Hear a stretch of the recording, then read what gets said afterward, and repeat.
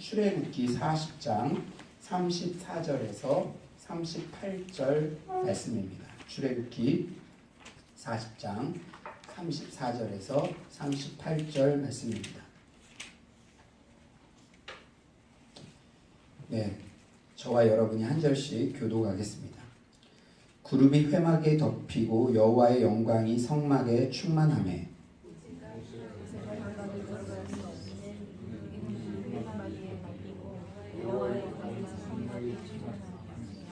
구름이 성막 위에서 떠오를 때에는 이스라엘 자손이 그 모든 행진하는 길에 앞으로 나아갔고 구름이 떠오르지 않을 때에는 떠오르는 날까지 나아가지 아니하였으며. 다 같이 읽겠습니다. 낮에는 여호와의 구름이 성막 위에 있고 밤에는 불이 그 구름 가운데에 있음을 이스라엘의 온 족속이 그 모든 행진하는 길에서 그들의 눈으로 보았더라. 아멘. 좌우에 이렇게 한번 인사해볼까요? 성도님은 우리 교회의 보배입니다. 이렇게 인사할까요? 성도님은 우리 교회의 보배입니다. 오늘도 큰 은혜 받으실 줄 믿습니다. 인사해볼까요? 오늘도 큰 은혜 받으실 줄 믿습니다. 아멘. 오늘은 출애굽기 주일 강해 설교 마지막 날입니다. 이제 다음 주부터 남은 2달 동안은 요한복음에 나타난 예수님의 7가지 표적을 중심으로 이 표적과 기적을 날마다 누리는 서울로 성도님들의 삶이 되기를 기대하는 마음으로 이 복음서의 내용을 집중적으로 연말에 다룰 예정이고요. 오늘로써 이 출애굽기 강해 설교는 마지막 날입니다. 출애굽기 강해 설교를 하며 우리 공동체에 큰 은혜를 주셨습니다. 이사야 강해 설교를 통해서는 구원과 회복의 기쁨을 서울로 공동체에 출렁이게 하셨습니다. 출애굽기 강해 설교 때는 구원 그 이후 성화의 삶에 대하여 많은 은혜를 주셨습니다. 특히 영적 성숙을 위해서는 하나님의 규례를 배워야 한다는 말씀에 순종하여 SDTS 양육 과정을 개설했는데 감사하게도 각 반마다 은혜 중에 순항하고 있습니다. 우리 전체 공동체의 3분의 1 정도가 이렇게 제자 훈련에 동참했다는 것은 전적인 하나님의 은혜인 줄 믿습니다. 또한 이제 교회 요소에 리더를 세워야 하는 서울로 공동체의 상황을 너무나 잘 아시는 하나님께서 출애굽기 말씀을 통해 리더의 자질에 대해 선명한 맞춤식 말씀을 주셨습니다. 공동체가 말씀으로 구체적으로 인도하심 받는 것보다 더 큰 환희와 감격, 기쁨은 없습니다. 이런 큰 감동을 주었던 출애굽기 본문은 이제 성막 이야기로 끝을 맺습니다. 성막은 출애굽 이스라엘 백성들의 신앙의 중심이자 정체성 그 자체였습니다. 성막은 한마디로 하나님의 임재를 상징하는데 하나님이 이스라엘 백성에게만 임재하시기 때문에 우리는 선택받은 민족이라는 선민의식, 무한한 자긍심을 주는 원천이 바로 성막이었습니다. 성막은 또한 하나님의 임재로 나아가는 구체적인 프로세스에 대해서도 우리에게 귀한 교훈을 줍니다. 성막 안에 있는 기물들은 그냥 배치된 것이 아니라 깊은 영적 의미를 담고 있습니다. 저는 대학생 때 기도의 깊은 세계를 경험하고 싶어 몸부림치던 시절이 있었습니다. 거의 개척교회 전도사처럼 일했던 시절입니다.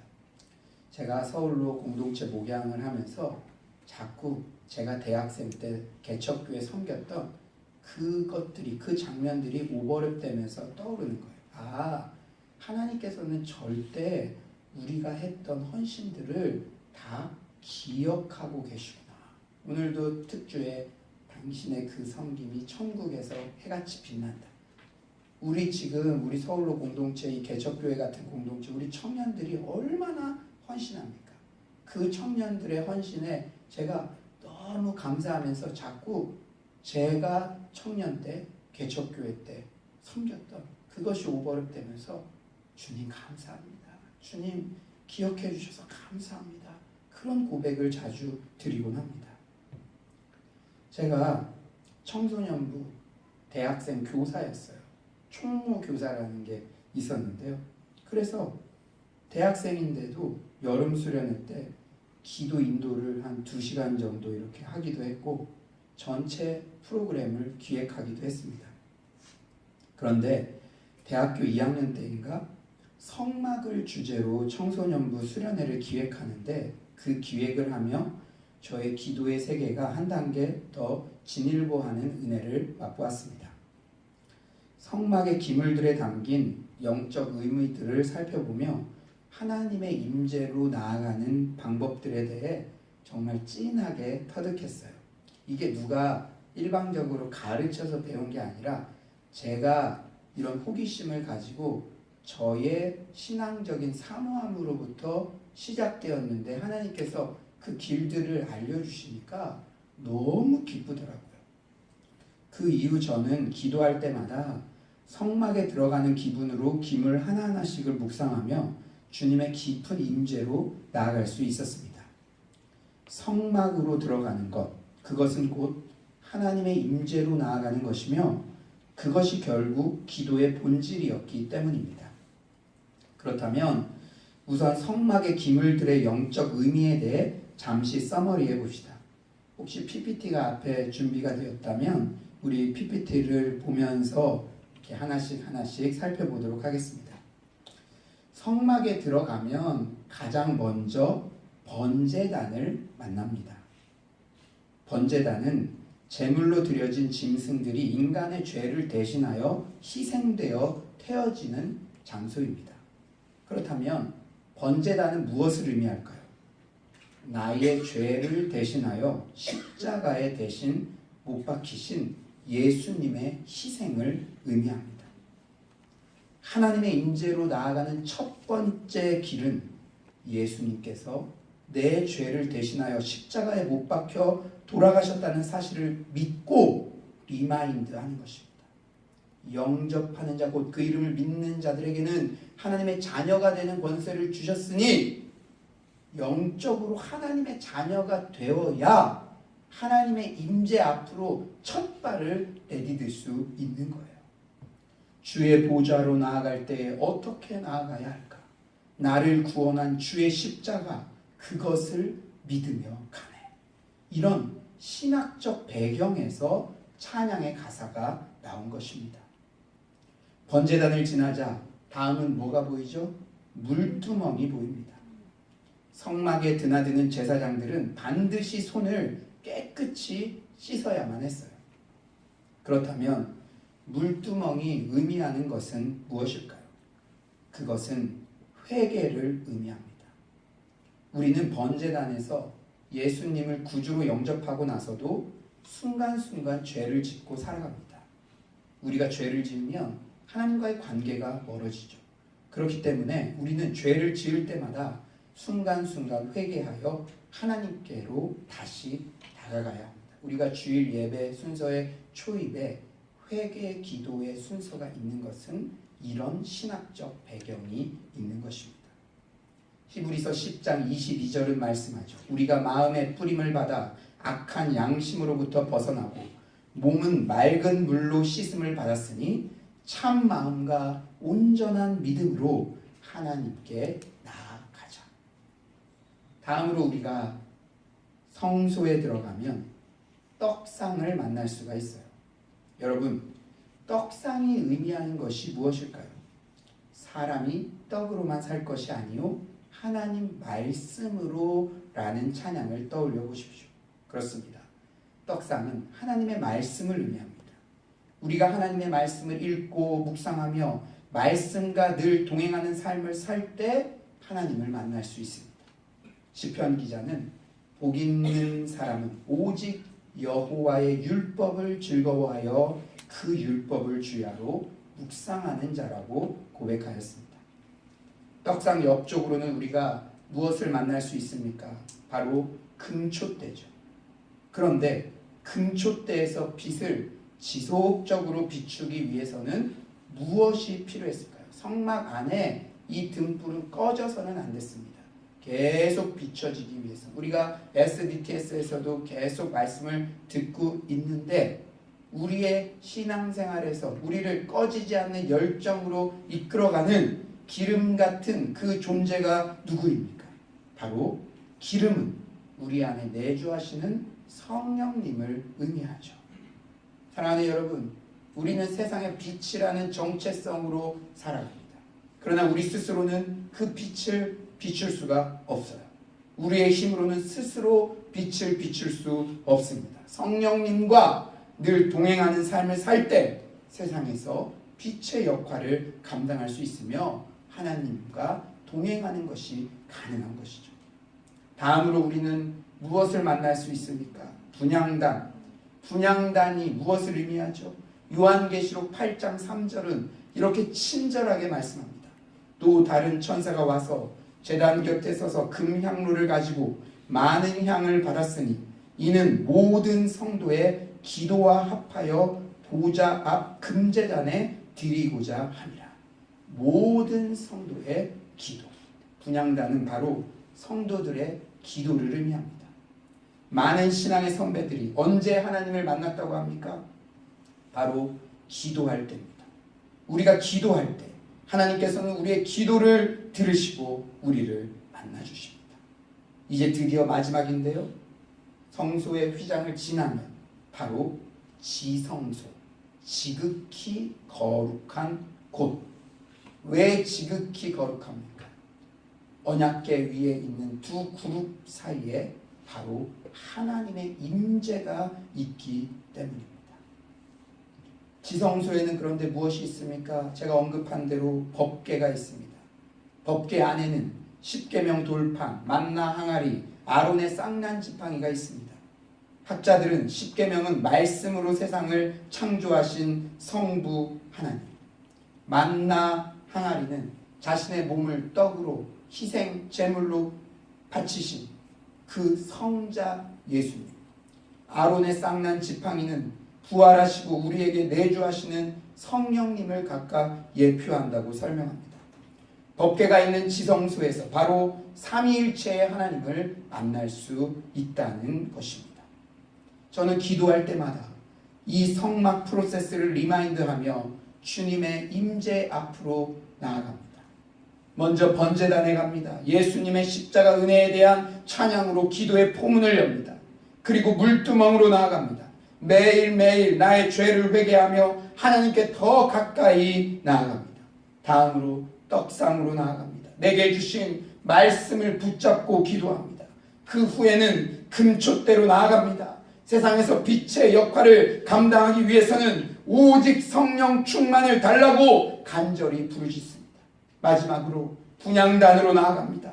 더욱 간절히 땀방울이 핏방울 되도록 기도하셨던 예수님의 기도의 모범대로, 그리고 성실하고 꾸준히 기도의 향을 중단 없이 하나님께 올려드립니다. 새벽마다, 화요일마다, 금요일마다, 주일마다, 정해진 시간마다 중단 없이 성실하게 기도의 향을 하나님께 올려드립니다. 그때 어김없이 한 번도 나를 실망시킨 적 없으신 지성소에 거룩하게 임하시는 삼위일체의 하나님이 내 영혼에 충만히 임재하시고 만나주십니다. 여러분 모두도 이 성막 프로세스의 기도의 모범에 따라 하나님의 임재의 경험을 충만히 누리시기를 간절히 축원합니다. 오늘은 종교개혁 기념주일입니다. 지난 일주일 동안 설교를 준비하면서 루터가 오늘날 한국 교회에 온다면 그는 어떤 메시지를 전했을까? 참으로 많은 생각을 하게 되었습니다. 루터는 교회가 성경으로 돌아가자고 그토록 목숨을 걸고 외쳤는데 성경적인 교회의 표징은 과연 무엇입니까? 그렇다면 우리 서울로 공동체는 어떤 방향으로 나아가야 합니까? 지난 일주일 동안 주님께 묻고 또 물었습니다. 그런데 오늘 본문에 그 해답이 나와 있습니다. 우리 교회가 가장 추구해야 할 것은 바로 하나님의 임재가 충만한 교회입니다. 거기에 모든 생명을 걸어야 합니다. 출애굽기의 마지막을 성막으로 마무리하면서 하나님의 임재가 그 안에 있었던 것을 출애굽기는 우리에게 강조하여 전하고 있지 않습니까? 하나님의 임재가 충만하기만 하면 모든 세속주의는 설 자리를 잃습니다. 거룩이 회복됩니다. 사실 이단이 문제가 아니라 교회가 충만하지 못함이 문제의 본질입니다.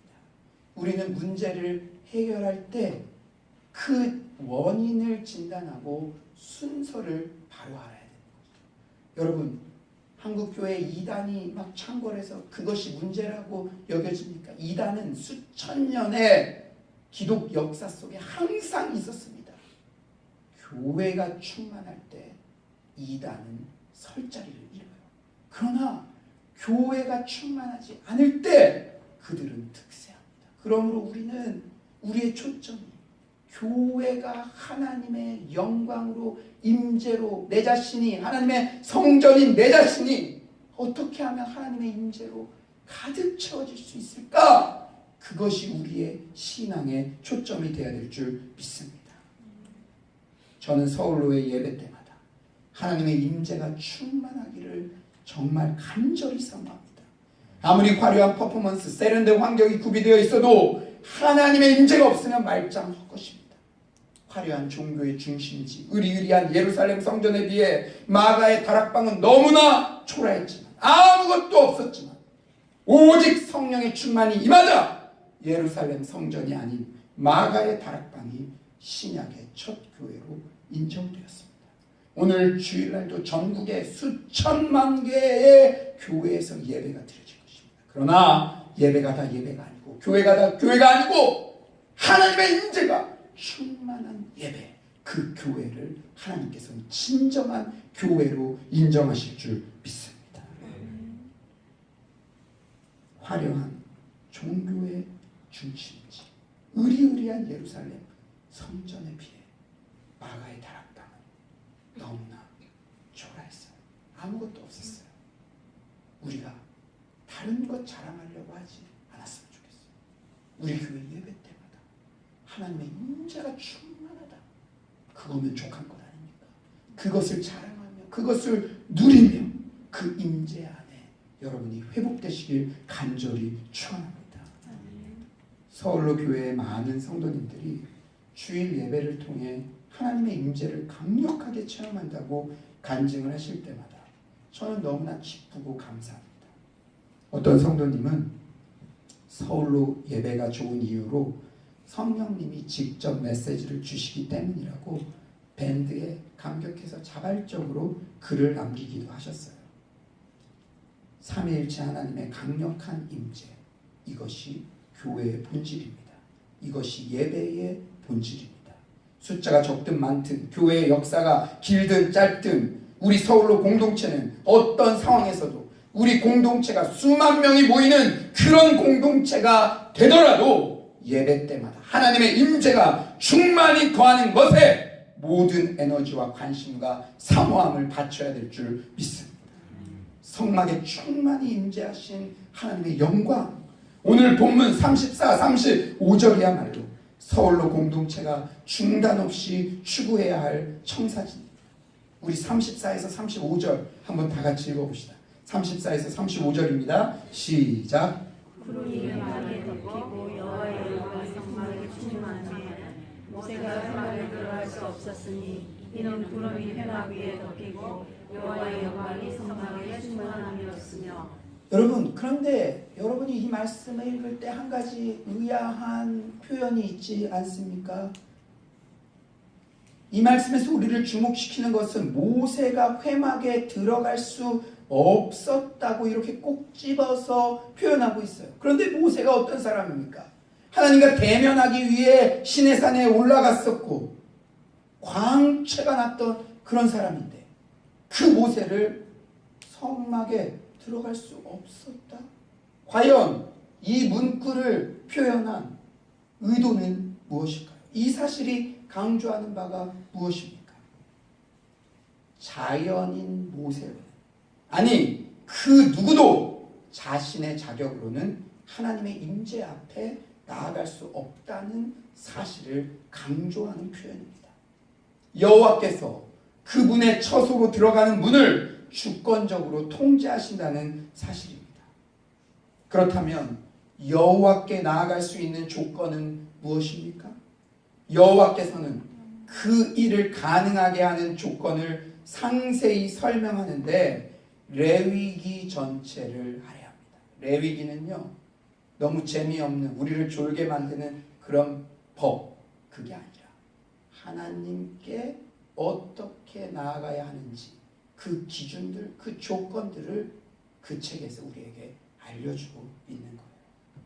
그런데 우리가 이미 성막 프로세스를 통해서 알았죠. 성막의 기물 중 가장 먼저 만나는 것이 무엇입니까? 번제다. 오직 예수 그리스도의 보혈의 은혜 아니고는 어떤 누구도 하나님의 임재 앞에 나아갈 수 없다는 사실을 성경은 강조하고 있는 것입니다. 우리가 성막 프로세스 개관을 통해 살펴보았듯이 성막에 들어갈 수 있는 조건은 곧 피를 흘리는 일과 죄 없는 존재가 죄 있는 자를 대신해서 생명을 바치는 것입니다. 성막은 속죄의 기초 위에서만 죄인들이 거룩하신 여호와 하나님과 교제하고 그분이 죄인들과 교제하실 수 있는 그런 곳이었습니다. 예수 그리스도의 속죄의 보혈 아니고는 한 발자국도 들어갈 수 없는 그런 곳이었습니다. 우리 서울로 공동체가 추구해야 할 교회의 모습, 둘째는 진정으로 하나님이 주인 되신 교회입니다. 하나님의 임재가 충만할 때 진정으로 하나님이 주인 되신 교회가 됩니다. 우리 36에서 37절 우리 한번 다 같이 읽어봅시다. 36에서 37절입니다. 시작. 구름이 성막 위에서 떠오를 때에는 이스라엘 자손이 그 모든 행진하는 길에 앞으로 나아갔고 구름이 떠오르지 않을 때에는 떠오르는 날까지 나아가지 아니하였으며 이스라엘 백성들은 하나님의 다스림을 받아야 했습니다. 안락한 야영지를 발견하여 더 머물기로 결정하거나 더 이상 불편함을 견디지 못해 이동하기로 결정하는 것은 그들에게 달린 일이 아니었어요. 주님 말씀하시면 내가 나아가리다. 주님 뜻이 아니면 내가 멈춰서리다. 이 찬양이 우리 서울로 공동체의 주제가가 되어야 합니다. 서두에서 말씀드렸듯이 지난 11개월의 서울로 목양 가운데 가장 감사한 것은 우리 공동체가 말씀으로 세심하게 인도하심을 받았다는 사실입니다. 하나님이 진정으로 주인된 교회, 그것은 교회의 모든 의사결정 프로세스 가운데 말씀이 살아서 작동하고 교회의 모든 섬김과 교제도 말씀 중심으로 이루어져야만 가능합니다. 그러므로 사랑방은 철저히 말씀 중심의 공동체가 되어야 합니다. 코이노니아, 교회에서 말하는 교제의 본질이 무엇입니까? 그 코이노니아는 삼위일체 하나님의 교제를 말하는 것입니다. 성부 하나님의 말씀을 중심으로 한 교제만이 진정한 성경적인 코이노니아의 정신을 발휘하는 그런 성경적 교제라는 것을 잊지 마시기 바랍니다. 주의 종을 통해 전달된 말씀이 전 사랑방언에게 흡수되며 그 말씀의 은혜 안에서 모든 섬김이 이루어질 때 우리는 지치지 않고 흘러 넘치는 은혜 가운데 그 모든 섬김을 감당할 수 있게 될 줄 믿습니다. 마지막으로 38절 말씀은 우리를 너무나도 벅차오르게 하죠. 우리 38절 한번 다 같이 읽어볼까요? 38절입니다. 시작. 여호와의 구름이 성막에 있고 밤에는 불이 그 구름 가운데 있음을 이스라엘의 온 족속이 그 모든 행진하는 길에서 그들의 눈으로 보았더라. 이스라엘의 온 족속이 그들의 눈으로 보았더라.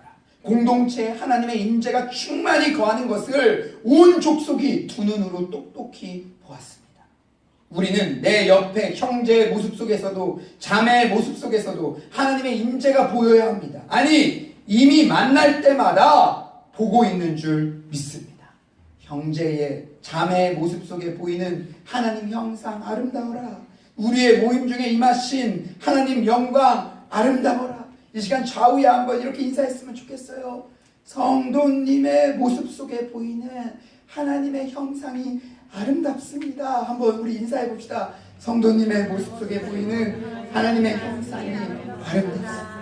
하나님께서 우리 서울로 공동체, 하나님이 하시지 않고는 절대 이해할 수도 설명할 수도 없는 그런 기이한 일들을 계속해서 보여주실 것을 확신합니다.